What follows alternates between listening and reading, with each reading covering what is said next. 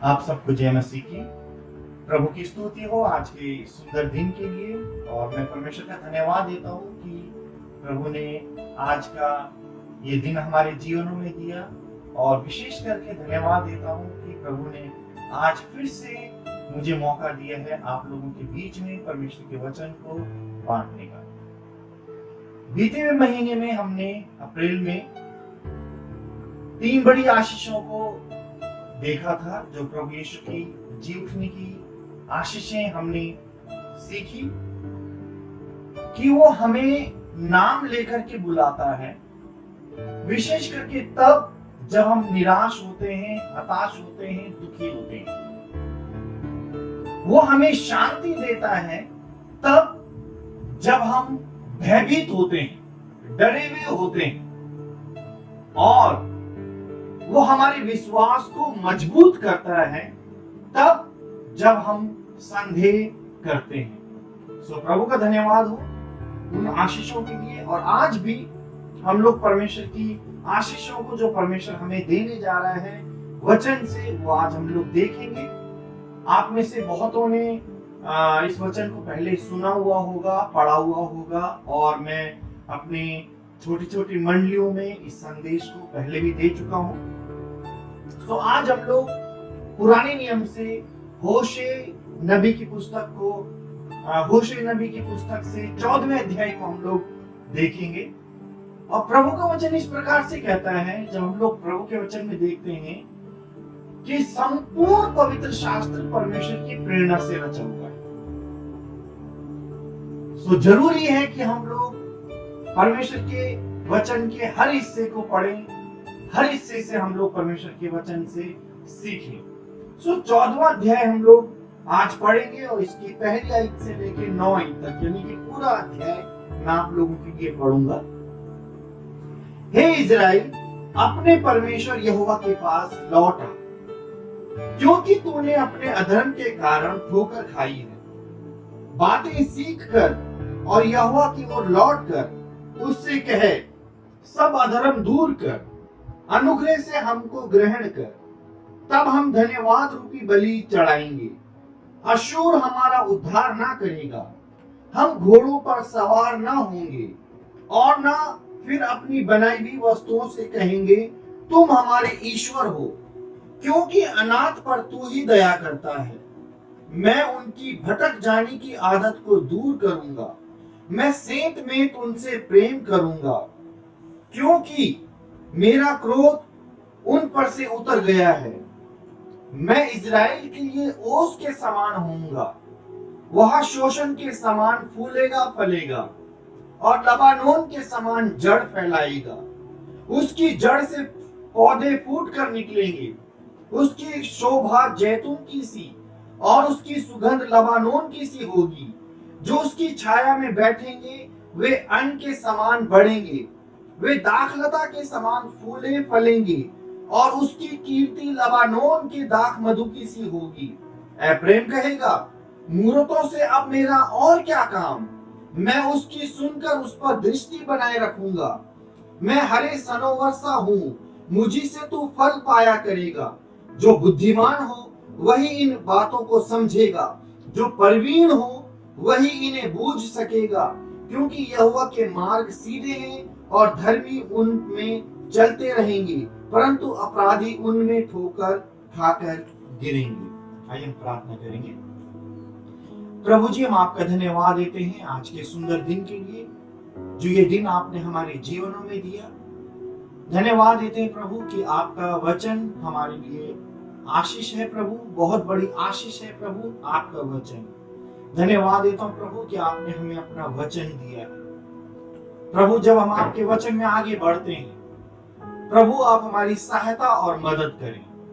और प्रभु, आज हमें आप अपने वचन से जो भी आशीष देने जा रहे हैं, उन आशीषों को प्रभु हम स्वीकार करें, और प्रभु हम आपके मार्गों पे चले। सारा आदर महिमा प्रभु आपको देता हूँ। धन्यवाद प्रभु हमारी प्रार्थना सुनने के लिए। धन्यवाद के साथ प्रार्थना प्रभु यीशु मसीह के नाम से मांगता हूँ, आमीन। 3 बड़ी मुख्य आशीषें हैं जो परमेश्वर आपको और मुझे देने जा रहा है। फर्स्ट, द डिवाइन हीलिंग, ईश्वरीय चंगाई। सेकंड, द डिवाइन ग्रोथ, ईश्वरीय बढ़ोतरी। एंड थर्ड, डिवाइन होलीनेस, ईश्वरीय पवित्रता। ये वही आशीषें हैं जो परमेश्वर ने बहुत समय पहले, बहुत साल पहले एफ्राइम नगर को दी थी। मैं और आप परमेश्वर के मार्गों पे चलें, क्योंकि परमेश्वर हमें ये तीनों आशीषें देने जा रहा है। परमेश्वर अपने पीछे चलने वालों से प्रेम करता है और आशीष देता है। एफ्राइम जो है उत्तरी इजराइल का एक छोटा सा शहर है। सामरिया के पतन से पहले संकट भरे समय में भविष्यद्वक्ता होशे ने इजराइल के उत्तरी राज्य में प्रचार किया, परमेश्वर के वचन का प्रचार किया। होशे वहां के लोगों के मूर्ति पूजा में फंसने और परमेश्वर के प्रति अविश्वास के कारण विशेष रूप से चिंतित था। आइए थोड़ा सा हम इन आशीषों को देखेंगे, इन आशीषों पे हम अपना ध्यान केंद्रित करेंगे जो आशीषें परमेश्वर हमें देने जा रहे हैं। तीनों पॉइंट पर मैं थोड़ा सा विचार करना चाहता हूं, प्रकाश डालना चाहता हूं। बाकी आने वाले दिनों में हम लोग इन तीनों आशीषों पे और ज्यादा सीखेंगे। पहली है द डिवाइन हीलिंग, ईश्वरीय चंगाई। ध्यान दें, मैं शारीरिक चंगाई की बात नहीं कर रहा हूं, मैं बात कर रहा हूं ईश्वरीय चंगाई की। 4:1 में इस प्रकार से मैं आपके लिए पढ़ूंगा, लिखा हुआ है, मैं उनकी भटक जाने की आदत को दूर करूंगा, मैं सेंत में उनसे प्रेम करूंगा, क्योंकि मेरा क्रोध उन पर से उतर गया है। यह है आशीष कि मैं उनके भटक जाने की आदत को दूर करूंगा। यह है ईश्वरीय चंगाई कि मैं उनके भटक जाने की आदत को दूर करूंगा।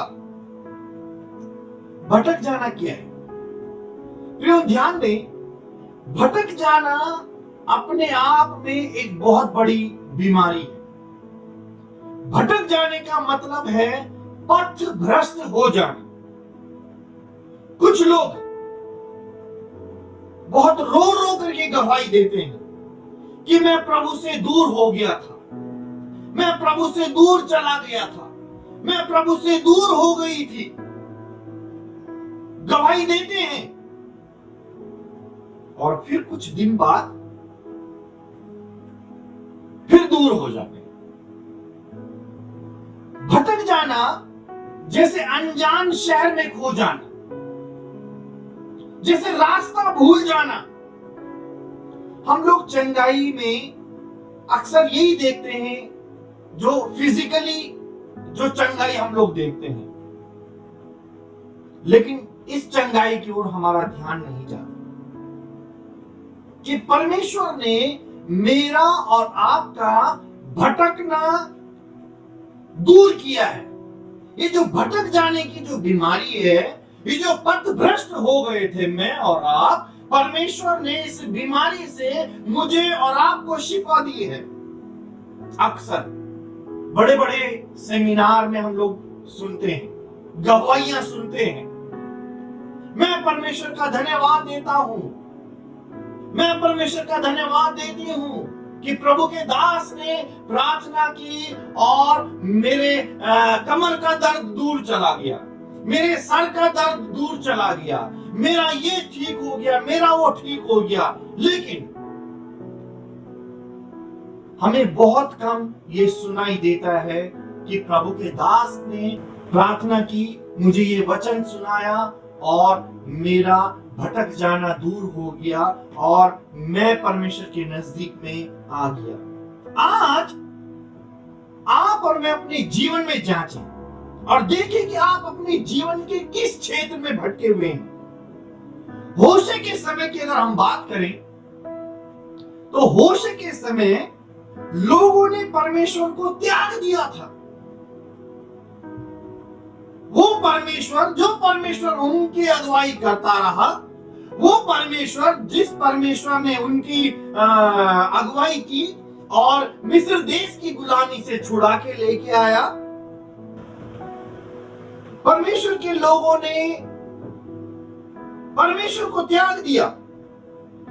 मैं आपको बताऊं, इसके कारण इजराइल पर परमेश्वर का दंड पड़ेगा, पर अंत में अपने लोगों के प्रति परमेश्वर का जो अनंत प्रेम है वो फिर से विजय होगा। परमेश्वर इस जाति को फिर से स्वीकार करेगा। परमेश्वर इनके साथ फिर से अपने रिश्ते को जोड़ेगा। ध्यान दें, परमेश्वर कभी भी अपने लोगों को नहीं छोड़ता। छोड़ते हैं तो मैं और छोड़ते हैं तो परमेश्वर के लोग परमेश्वर को छोड़ते हैं।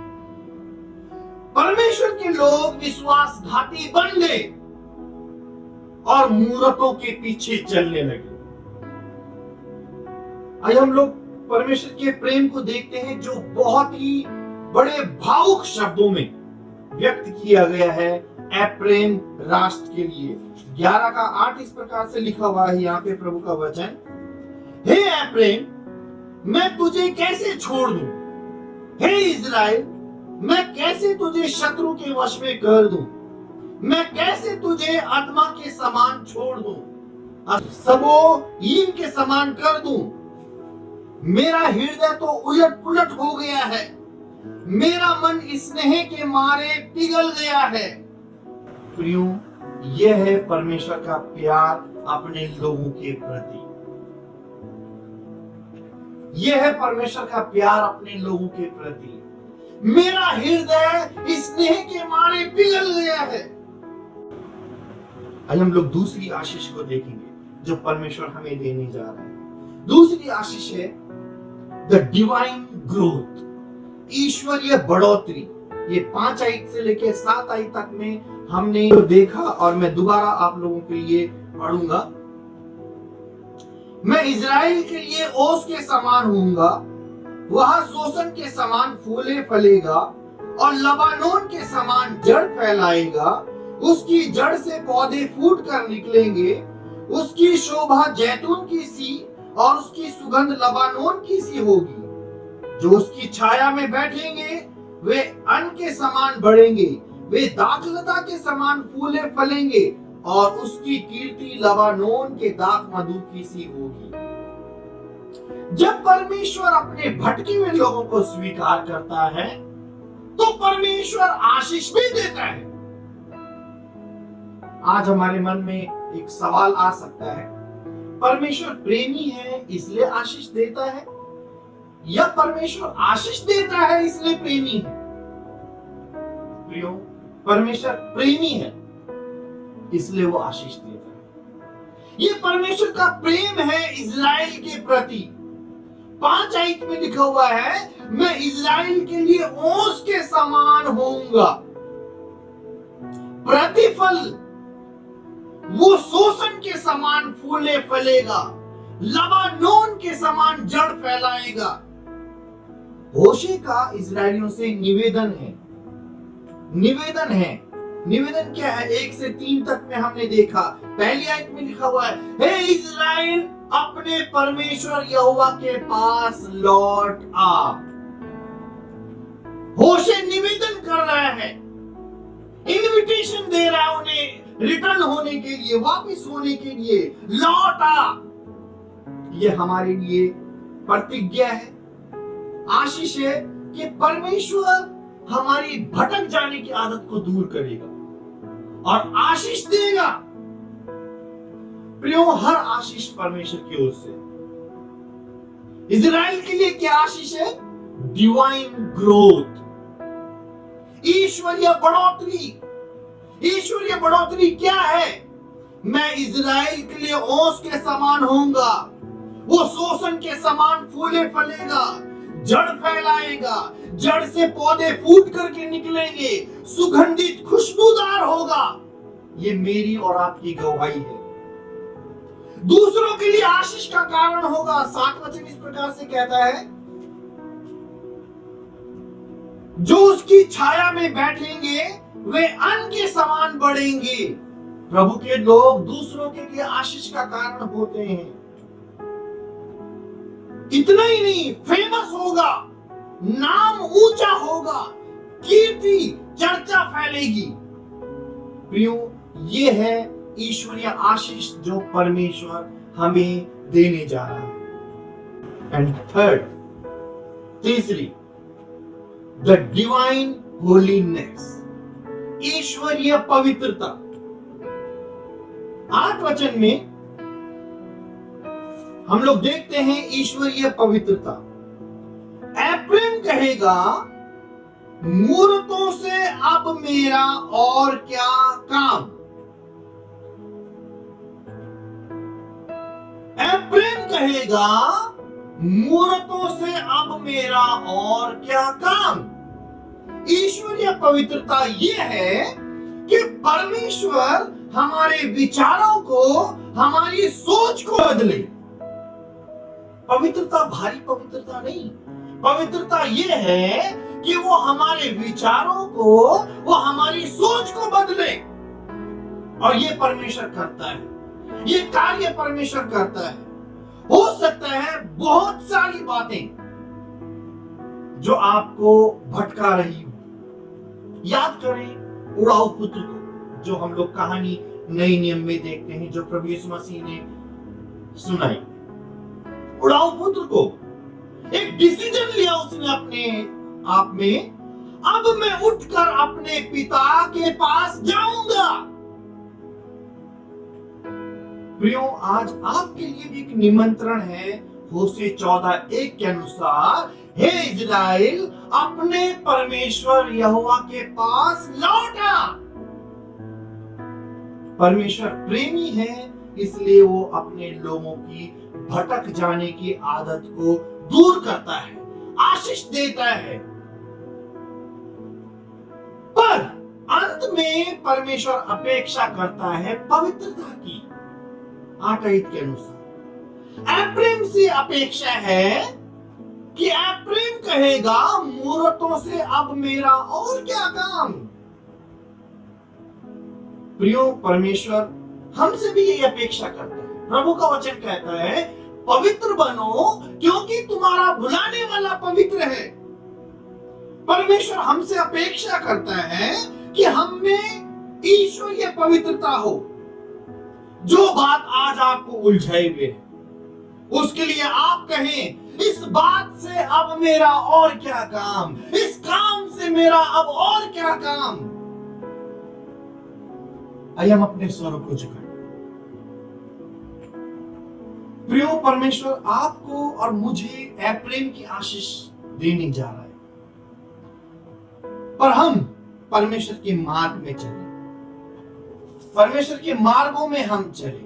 जो बुद्धिमान हो वही इन बातों को समझेगा, जो प्रवीण हो वही इन्हें बूझ सकेगा, क्योंकि यहोवा के मार्ग सीधे हैं और धर्मी उनमें चलते रहेंगे, परंतु अपराधी उनमें ठोकर खाकर गिरेंगे। आइए हम प्रार्थना करें। प्रभु, हम आपका धन्यवाद देते हैं इन सुंदर आशीषों के लिए। धन्यवाद देता हूं प्रभु आपके वचन के लिए। धन्यवाद देता हूं प्रभु कि आपने समय समय पे प्रभु अपने लोगों को अपने वचन की सेवा के लिए भेजा। मैं धन्यवाद देता हूं प्रभु कि बहुत वर्ष पहले प्रभु आपने होशे नबी को प्रभु एप्रैम के लिए आशीष का कारण ठहराया, और एप्रैम की ये आशीषें प्रभु आज आप हमें देने जा रहे हैं।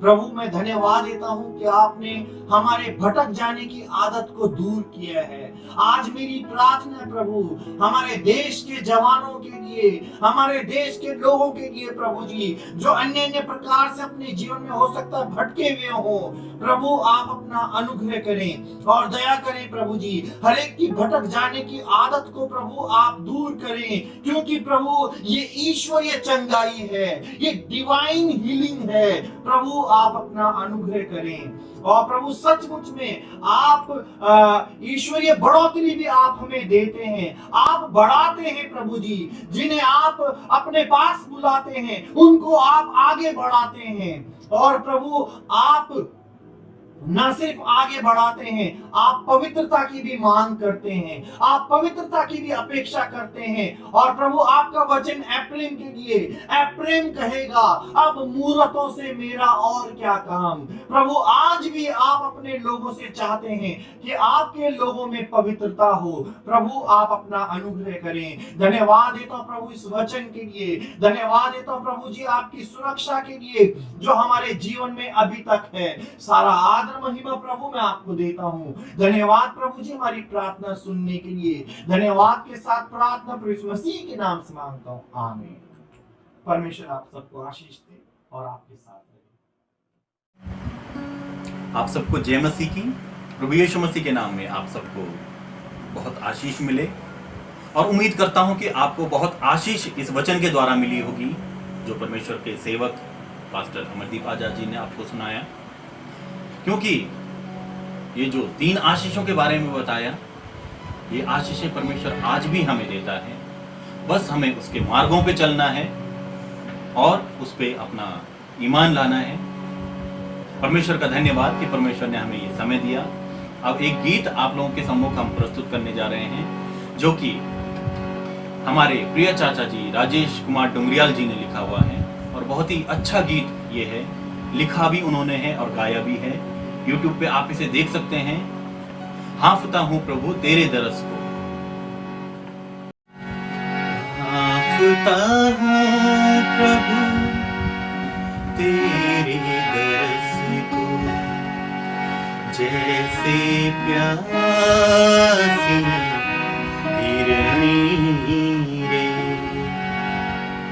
तड़पत है मन मोरा ऐसे, तड़पत है मन मोरा ऐसे, जैसे जल बिन मछली रे।